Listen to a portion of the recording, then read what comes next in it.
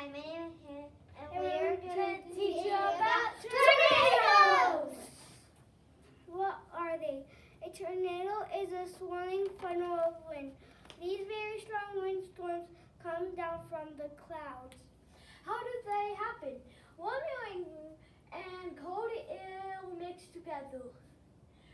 Wind spins the air into a funnel cloud. The air spins very fast as it moves along. Where do they happen? They happen in Tornado Alley. How to stay safe.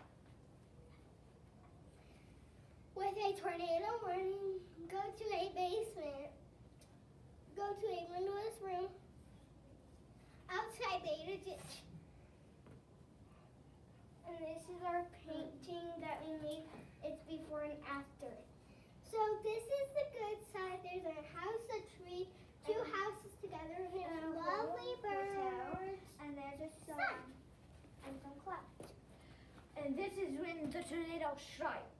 So this is the tornado. It blew a whole bunch of houses over and it destroyed the house into a lot of pieces. And the tornado threw a tree. So now all the leaves are going everywhere. Any questions?